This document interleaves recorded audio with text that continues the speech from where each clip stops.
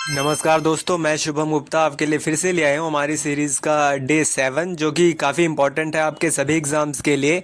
तो बिना देरी किए हुए देखते हैं आर्टिकल 101। इससे पहले के आर्टिकल हमने बाकी क्लासेस में कर लिए हैं। संसद सदस्यता की दोहरी स्थिति व अनुपस्थिति। 102 में संसद सदस्यता के अयोग्यता के कारण। 103 में अयोग्यता के मामलों में राष्ट्रपति का निर्णय। 104 में है बिना शपथ के भाग लेने पर दंड। 105 में संसद सदस्यों के विशेषाधिकार। 106 में है संसद सदस्यों का वेतन व भत्ता। 107 में आपका संसद में विधेयक की प्रक्रिया। 108 में संयुक्त बैठक की व्यवस्था। आर्टिकल 109 में है आपका धन विधेयक की विशेष प्रक्रिया। आर्टिकल 110 में आपका धन विधेयक की परिभाषा।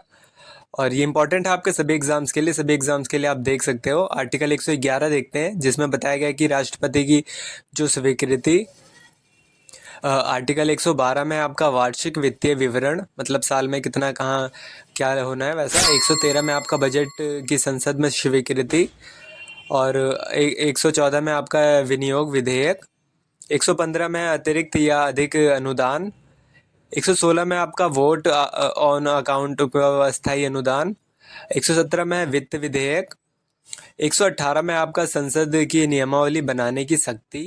119 में आपका वित्त विधेयकों से जुड़े नियम। 120 में आपका संसद में भाषा का प्रयोग, मतलब कि कैसी भाषा संसद में प्रयोग करनी है उसका जिक्र है इसमें। और अब अगला आर्टिकल देखते हैं 121 जिसमें है न्यायपालिका के आचरण पर चर्चा का निषेध। और 122 में आपका संसद की कार्यवाही पर न्यायालयों में प्रश्न नहीं उठाया जा सकता।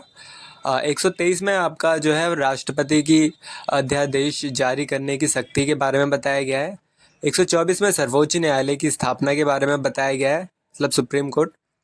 125 में न्यायाधीशों का वेतन और भत्ता। 126 में कार्यवाहक मुख्य न्यायाधीशों की नियुक्ति का जिक्र है इसमें 126 में। 127 में अतिरिक्त न्यायाधीशों की नियुक्ति। 128 में सेवानिवृत्ति न्यायाधीशों को पुनः बुलाया जा सकता है अगर ज़रूरत पड़ेगी, तो ये भी इम्पोर्टेंट है काफ़ी। अब आर्टिकल आपका 129 देखते हैं। ये सारे आपके इम्पोर्टेंट है। सर्वोच्च न्यायालय का एक न्यायालय अवमानना का न्यायालय है, ये भी लिखा है इसमें। 130 में सर्वोच्च न्यायालय का स्थान। और 131 में आपका केंद्र और राज्य के बीच विवादों का अधिकार क्षेत्र। 132 में आपका बताया गया है उच्च न्यायालयों में अपील का अधिकार। 133 में आपका नागरिक मामलों में अपील। ये आपका जो है इंपॉर्टेंट हो जाता है। इसके आगे की जो आर्टिकल्स हैं वो आपको डे 8 में मिलेंगे। डे 7 है। इससे पहले कि अगर आपने नहीं देखा तो देख लेना, चैनल सब्सक्राइब कर लेना।